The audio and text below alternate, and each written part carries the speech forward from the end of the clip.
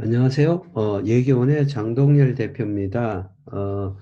그 가입하신 보험 분석 자료를 제가 좀 보내드리게 돼서 분석 영상으로 만들어서 보내드립니다. 그러니까 편안하게 시간 되실 때 천천히 보시면 될 것 같아요.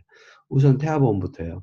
현재 가입하신 보험 가격, 월 보험료 말고 정확하게 얼마인지 알고 계세요? 지금 20년 납 12만 1,334번 20년 납으로 가입하셨거든요. 이 계산해 보면 240 개월을 곱하면 지금 가입하신 상품 자체가 약 3천만 원 되는 상품을 내가 20년 할부로 가입했구나. 일단 이걸 정확하게 알고 계셔야 돼요. 이거 3천만 원짜리라는 걸 잘 기억하고 계셔야 합니다. 내가 내는 월 보험료에 초점을 맞추면 안 됩니다. 내가 내야 될 돈은 3천만 원이니까요. 그죠? 그리고 인제 항목별로 제가 중요한 항목만 리뷰를 해 드릴게요. 첫 번째 1 번, 이게 인제 태아보험의 핵심이잖아요, 기본계약, 상해 후유장애. 지금 1억 으로 가입이 되어 있거든요. 근데 이게 인제 그 보험회사에서 나오는 월에 따라 어떨 달은 3억, 어떨 달은 5억 까지도 가능하다. 지금은 아마 3억, 5 억이 잘 안 될 거예요. 이게 가장 중요한 항목인데요. 왜 1억 을 했을까? 그 기준이 뭘까가 되게 궁금했어요. 왜냐하면 이 후유장애라는 건 애가 혹시 다치거나 이러면 다친 정도가 몇 퍼센트 후유 장애이냐로 판정을 받고 그 퍼센트별로 보상이 되는 항목이거든요. 근데 우리가 보험을 가입하는 이유가 작은 병 때문에 가입한다기보다는 우리가 생돈으로 감당하기 너무 어려운 사고에 대해서, 질병에 대해서 커버해 주자 이런 거잖아요. 뭐 암보험도 마찬가지고. 그러면 매일매일 조금 작든 크든 기사가 나는데 애를 아이가 큰 사고가 나서 오랜 기간 우리가 간병을 해야 한다면 얼마가 필요할까? 그러니까 이런 질문을 해 보는 거죠. 내 아이가 너무너무 당연히 잘 자라겠지만 혹시나 빵이나 정말 큰 사고가 나서 후유 장애가 생길 정도라면 얼마가 필요할까? 음. 이걸 기준으로 이 기본 계약의 금액을 정하는 게 합리적이다. 지금 현재 제가 알고 있기로 3 억은 무조건 되고요. 어떤 달에 갑자기 5 억이 되는 때가 있거든요. 이 판단을 먼저 하시면 좋겠다. 이걸 말씀드리고 싶었습니다. 보통은 최대 3 억으로 제한되지만 일부 회원들은 그래도 3 억으로 안 되죠. 정말 큰 우리가 뭐 간병을 오래 해야 된다고 하면. 그럼 어떡하지 그러니까. 상해 후유 장애만 따로 타 보험사 걸로 중복 추가 가입을 하는 분들도 적지 않거든요. 그래서 뭐 나는 우리 아이한테 다른 건 몰라도 상해 후유 장애 이거는 6 억, 7억 이렇게 여러 군데를 가입을 해서 하기도 합니다. 그러니까 다른 걸 줄이고 이걸 많이 할 거냐, 이걸 1억 정도 하고 다른 걸 골고루 들어갈 거냐, 이 선택의 문제 아니겠어요? 근데 보험의 원 목적이 정말 만약에 예를 들어서 무슨 수술을 했다. 그러면 수술비고 이런 것들은 실손보험에서 거의 다 처리가 되잖아요. 근데 그걸로 해서 후유증이 남는다. 그건 우리가 감당해야 되니까. 걔가 혹시 학교 다니는 학생이다. 그러면 학교에 안전공제해서 해 주는 거 말고는 없단 말이에요. 나머지를 개인 보험에서 처리를 해야 되는데. 그렇게 그래서 이 보험을 이 항목을 가장 중요하게 가입하는 거예요. 어른은 더 하고요. 근데 인제 고런 정도로 하겠습니다. 음. 그래서 그다음에 두 번째는 입원 일당이죠. 여기 상해도 그렇고 질병도 개념은 마찬가지니까 요건 두 가지를 묶어서 같이 설명드릴게요. 대학보험의 꽃은 입원 일당이에요. 왜냐하면 태어나는 아기가 안 아프면 좋지만 만약 이 아이가 다치거나 아프다면 갓 태어난 신생아들은 그냥 집에 가서 쉬는 게 아니고 뭐 태어나자마자 인큐베이터에 들어간다든지 종합병원으로 후송을 가게 된다든지 또 애가 뭐 6 개월 이런데 장염, 폐렴으로 병원에 오게 되면 무조건 1 인실 입원을 하게 되거든요. 그 입원비는 실손해서 물론 그 금액 상한선을 정해 놓고 여러분이 갖고 있는 실손보험에서 입원비도 부분적으로 지원을 해 주잖아요, 모자라지만. 다인실 가는 것 같으면 아무 문제가 없는데 아이들은 다인실을 못 간다고요. 애가 왔다 갔다 하고 울고 이러는데 갈 수 있겠어요? 가족들도 늘 옆에 있어야 되는데. 그 1 인실을 엄마들이 서운해서 가게 되는데 그럼 내 돈을 계속 메우는 경우가 상당히 많이 발생한다는 거죠, 입원일이 길어지면. 그럴 때 최대한 입원료를 많이 받는 게 정상이다. 그러니까 어차피 치료비는 실손으로 거의 해결될 거고 입원비도 일부는 보험에서 되겠지만 이 아이가 1 인실을 써야 하니까 기본 3만 원 이렇게 하시지 말고 최대 가능한 게 5만 원. 그다음에 1 일에서 10일 더 추가 입원해 있으면 1만 원 더 주는 거. 그다음에 중환자실 인큐베이터 이런 거 쓰게 되면 20만 원. 또 종합병원 후송 가는 경우에 입원하면 4만 원. 그러니까 이게 인제 최대한 가입할 수 있는 입원 항목을 최대한 가입을 하고 애가 태어나서 키우고 한 2 살쯤 됐다. 그때 가서 이 항목들을 삭제하는 것이 더 올바른 태도 같다. 항상 보험의 기본 컨셉은 안 좋은 일이 일어났을 때 충분히 보상받자. 그러면서 보험료는 적게 내자 이거거든요. 그러니까 적게 합리적으로 내고 정말 위험한 항목에 대해서 제대로 보상받자지 금액을 내고 골고루 내 아이가 일어날 확률이 있고 없고와 관계없이 이 항목 저 항목 막 항목이 설계되어 있다면 그걸 합리적인 설계라고 보기는 힘들다는 거예요. 음. 그죠. 그래서 가장 좋은 플랜은 지금 뱃속에 있을 때 아기가 태어나면 어떨지를 참 예측하기 힘드니까 태어나서 어릴 때 발생할 수 있는 가능성 입원 일당은 최대한 설계를 하고 애가 태어나서 키워 보니까 우리 아이 기질도 이렇고 여차저차해서 이제는 이런 입원 가능성은 별로 없을 것 같다. 그럼 보통 2살 때 왕창 없애 버릴 수도 있다는 거예요. 아니면 2살 때는 줄이고 뭐 7, 8살 때 없앤다든지. 그런 식으로 하는 것이 훨씬 더 계단식으로 이렇게 하는 게 맞다고 봅니다. 근데 지금 이제 가입되는 항목이 뭐 3만 원, 3만 원 뭐 이런 식으로 돼 있고 종합병원 없고 중환자실도 맥시멈 설계가 안 돼 있으니까 그 부분이 아쉽다는 거죠. 아쉽다는 거죠. 게다가 만약에 임신 중에 뭐 유산한 적도 있고 이래서 자국 내 환경이 아이한테 약간 불리한 경험이 있다면 그런 부분은 더 주의해서 태어나고 초기 1-2 년의 아이의 건강과 병원 지원에 관련 부분을 설계는 최대한 지원하는 것이 훨씬 더 합리적일 것 같다라고 생각합니다. 그러니까 이런 거죠. 어떤 보험을 설계할 때도요. 특히 태아보험은요. 그러니까 이때 가장 많이 위험이 많거든요. 그러니까 이때는 최대한 보장을 많이 받도록 설계하고 이때 이만큼 줄이고요. 또 그다음에 또 이렇게 줄이고요. 그렇게 해서 리스크가 큰 구간에 제대로 최대한 보상받는 것이 설계의 핵심이고요. 이것 때문에 오해를 해서 '그럼 이때 모든 걸 잘 받게 해 주려고 하다 보니 내가 내는 보험료가 너무 많이 들어가면 어떡하지?' 하는 우려가 있다면 그건 전체 항목 설계를 잘해서 납입금도 최소화하는 것이 핵심이라는 거죠. 그다음에 또 범위의 중요성도 있습니다. 우리가 여러 항목을 들었는데 자동차로 생각하면 이런 게 좋잖아요. 그냥 쿵 부딪히면 10만 원 줘. 이런 보험이 제일 좋다는 거죠.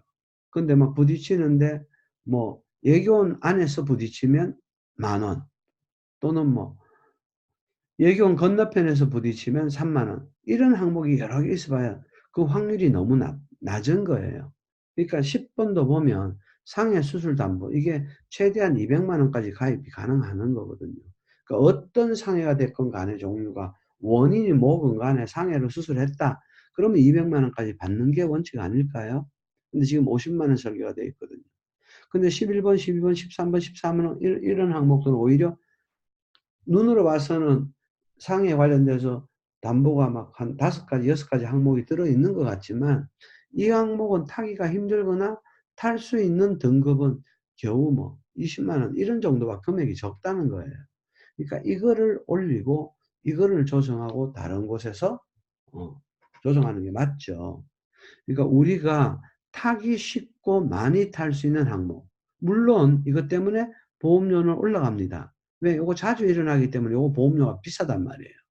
그래서 200만 원까지 안 해 줬는지도 몰라요. 보험료가 자꾸 올라가는 거를 안 비싸 보이게 만들어야 되니까. 근데 중요한 항목은 최대한 설계를 하는 겁니다. 암도 그런 관점에서 마찬가지죠. 자 18, 19, 20번 항목 한번 보세요. 골고루 들어가 있잖아요 이게. 근데 이런 정도 18, 19, 20번 이런 사고요. 이거 굉장히 중증의 사고입니다. 이런 사고를 만났다면 후유 장애의 가능성이 생길 가능성이 높거든요. 근데 18, 19 이거 20번 항목의 사고가 일어나서 뭐 우리가 500만 원 받는다, 1000만 원 받는다 해 봐야 차라리 1번 기본 계약이 3억 돼 있으면 10% 장애가 생겨도 3천만 원 보상받는 금액이 훨씬 더 이게 크다는 거예요. 그러니까 이런 항목에 대한 건 줄이고 진짜 중요한 기본 계약을 충실하게 잘 설계하는 게 베스트다.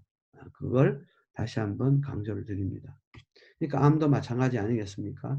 23번, 24번 암을 1억 설계를 이제 30세, 80세 이렇게 나누어서 해 두셨는데 암보험 일반암이 무슨 말인가 하면 어떤 종류의 암으로 진단을 받아도 이 돈을 주겠다는 거니까 이게 범위가 가장 크고 가장 중요한 항목이죠. 1억 5천만 원까지 가능합니다. 그럼 최대한 가능한 치를 하는 게 옳다. 근데 보험료가 비싸죠. 그러니까 만기 조절을 하는 것이 옳다. 그럼 31살에 암 걸리면 어떡하냐.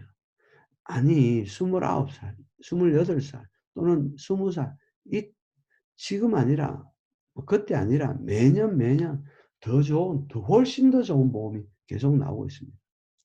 그러니까 30세 만기가 끝나기 전에 이거를 100세로 전환할 필요 없습니다. 이미 너무너무 좋은 보험이 나올 거예요. 그래서 30세 만기까지 하고 뭐 28살, 29살 때 건강 상황을 판단해서 유병자 보험까지도 나오죠. 암에 걸려도 암보험이 될 거예요. 그걸로 새로운 설계를 하는 게 맞죠. 예를 들어서 지금 뭐 우리나라 보험회사들은 100년이 안 됐으니까 이 가정은 안 맞지만 미국은 되잖아요. 미국에 1919년 100년 전에 A라는 보험회사에 나온 보험에 가입되어 있었다. 그러면 그때 아마 암보험 금액 나오는 거 한 10,000원 나올 거예요. 10,000원 지금. 그 지금 10,000원 받아가지고 암 진단비를 사용할 수 있겠어요? 그런 건 이 시간을 집어넣는 순간 너무 말이 안 되는. 우리나라는 암보험이 최초로 나온 게 1980년인데요. 그때는 구자로 팔았어요. 그 한 구자당 암 진단비가 75,000원이었습니다. 그럼 여유가 있는 사람은 10개 들었어요. 10구자를. 그럼 10구자 가입했어요. 이거 40년 전이죠. 40년 전에 10구자나 가입했으니까 안전하겠지. 근데 만약에 40년이 지난 지금 암에 걸렸다. 그럼 75만 원이 나오는 거예요. 안 드는 게 낫지 않아요? 그런 보험은? 그래서 보험은요. 너무 장기간 드는 게 화폐 가치가 전혀 이동이 없고 인플레이션 없다는 전제하에서는 맞는데요. 경제의 문명의 발전 속도는 너무 빨리 가기 때문에 이 변화 속도도 너무 빨리 갑니다. 그래서 성인 30세만 이것도 길어요. 30세 만기로 해서 우리 아이한테 혹시나 일어날 수 있는 사고 또는 질병에 대해서 중요한 거, 암, 입원, 그다음에 상해 후유장애, 상해 수술 담보, 그다음 뇌혈관 질환 이런 게 가장 큰 범위의 굵직굵직한 것들이거든요. 이런 것들을 맥시멈으로 설계해서 딱 들어 놓으면 그리고 30세 만기로 딱 해 놓으면 보험료는 뚝 떨어지고 보장은 최대한으로 늘어나기 때문에 더 이상 갈등할 게 별로 없다. 이 말씀을 드리고 싶습니다. Sorry. 그다음 마지막 항목에 보면 40번 ADHD, 41번 틱장 이런 것들이 있는데요. 이거 ADHD로 진단받으면 얼마 받죠? 되게 적죠. 받으나 마나한 금액이 나오잖아요. 보상 금액이 적어요. 그다음 ADHD로 진단받기 굉장히 힘듭니다. 진단받는다 하더라도 여러분 진단받으시면 안 됩니다. 왜? 진단을 받았으니까 실손으로 보험회사에서 얼마 주니까 청구할 거 아니에요.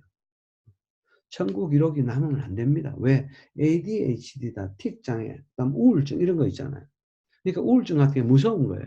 왜냐하면 이런 일이 생기면 이게 보험사에서 돈을 주긴 주지만 여러분 이런 상태에 의해서 질병 코드가 이게 ADHD 같은 F 코드로 남는다고 F 코드. F 코드가 뭔가 하면 뇌질환이라는 거예요. 뇌. 이 F 코드가 한번 남으면요. 다른 어떤 보험도 가입하기 나중에 이제 힘들어집니다. 그러니까 가입하면 안 되는 거 아니겠어요? 그렇지 않아요? 어, 그죠?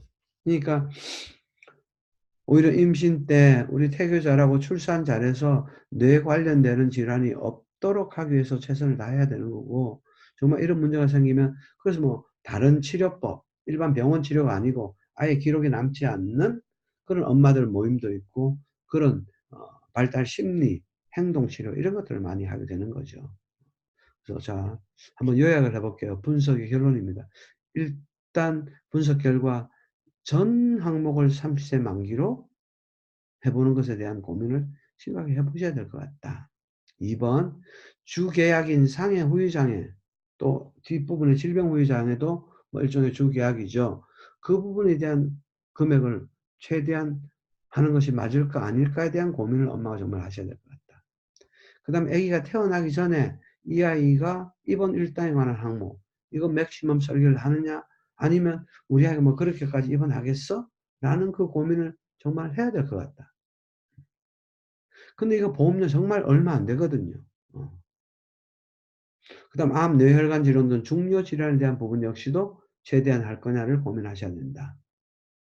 그리고 연령별로 내가 지금 하고 연령별로 항목 조정을 슬기롭게 합리적으로 하면 훨씬 더 좋겠다. 이 고민도 하셔야 될 것 같아요. 그래서 월 보험료 얼마 내는 게 중요한 게 아니고요. 지금부터 뭐 2년 동안 내는 보험료는 얼마고 우리 아이가 2살 때부터 뭐 7살 때까지 내게 될 보험료는 얼마고 그 이유는 얼마여서 그래서 전체적으로 내가 내게 되는 총 보험료가 얼마로 조정될 것 같다. 이걸 결정하면 마음이 되게 편안해지거든요. 근데 인제 이 리모델링을 정교하게 하지 않아서 모르지만 저희가 워낙 많은 분들을 도와드렸기 때문에 지금 대학 보면 비슷비슷하거든요. 30 세로 조정하고 보상 극대화하고 월 보험료 실손 포함해서 7만 원 정도 그러니까 총 내게 되는 총 지금 2,900만 원, 3천만 원 내게 되실 텐데 이거 반 1,500 정도 선에서 충분히 합리적 조정이 가능해 보인다. 그 말씀을 드리고 싶습니다. 그리고 리모델링 상담을 구체적으로 원하시면 다시 연락을 주시면 그건 강의 들으신 이승주 지점장님하고 저희가 연결해 드릴게요. 감사합니다. 고생하셨습니다.